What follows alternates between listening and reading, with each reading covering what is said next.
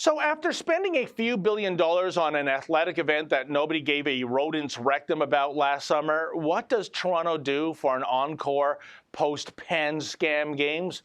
Well, it starts thinking about adopting another dead dog with fleas, this one called Expo 2025. Thankfully, nothing's official yet, but knock me down with a feather, folks. Just look at all the progressives lining up en masse to make their case for pigging out at the taxpayer trough yet again. At a recent press conference, former mayor and current Ontario human rights czarina Barbara Hall said this of the World's Fair: "This is an incredible opportunity, and to turn our back on it is to turn our back on the future of our city." Ooh, pretty dramatic, eh?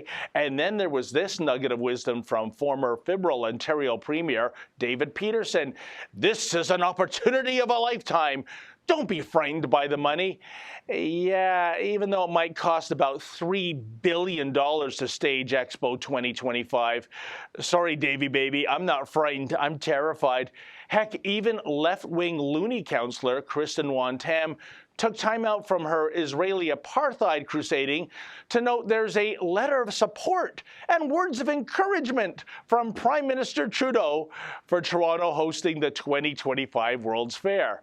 Well, then that just settles it, doesn't it? If Justin is gung-ho, what's the debate? Yippee! Toronto might be getting another chance to host another pig-in-a-poke party, courtesy of you, the hapless and helpless taxpayer.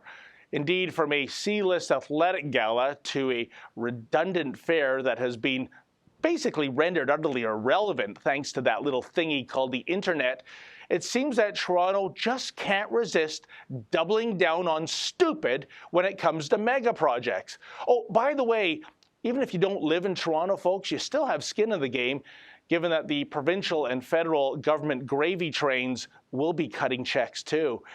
Geez, you'd think Toronto would have learned its lesson about mega project madness back in 1989, thanks to this concrete clunker.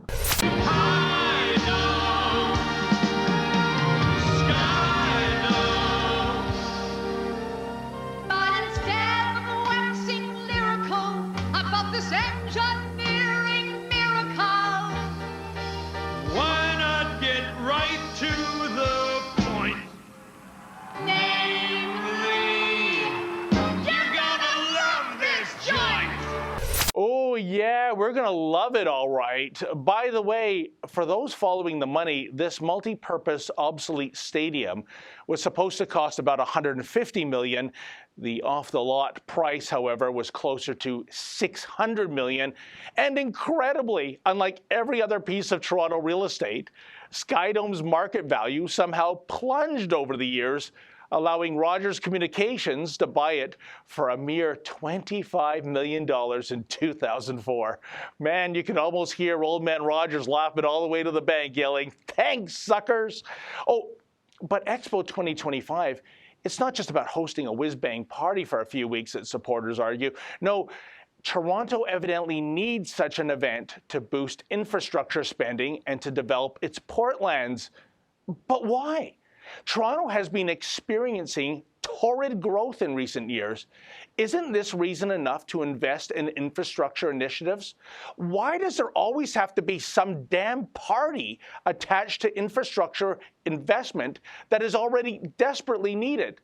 By the way, it wasn't always like this, folks. Check out this archival footage from 1983. It's the first half minute of the superb Rush song, Subdivisions. Tell me, what do you notice that's different about 1983 Toronto compared to present-day Toronto?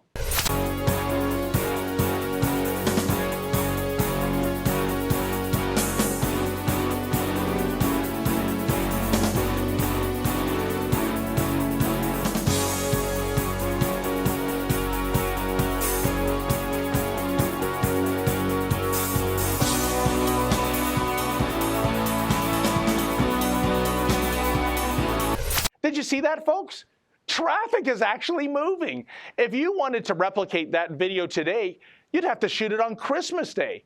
The sad reality is not only has Toronto's population exploded, but infrastructure has actually shrunk, thanks to lanes of traffic being replaced by dedicated bike lanes. You know, so those urban hipsters rediscovering bicycling from their childhood don't get intimidated riding in traffic, the poor babies. So the question arises, given that they make for such horrid investments, why do our fearless leaders still clamor for publicly funded sky domes and pan scam games and world fairs? Well, it comes down to this, folks.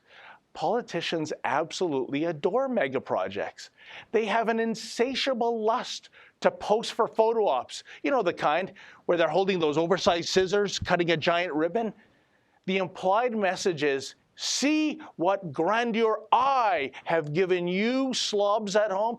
But what these politicians fail to comprehend, or more accurately, what they choose to ignore, is that it really isn't a gift if the recipient of the gift, aka the taxpayer, has to pay for it. For the Rebel.media, I'm David the Menzoid Menzies. Thanks for watching. Click here to never miss a Rebel update.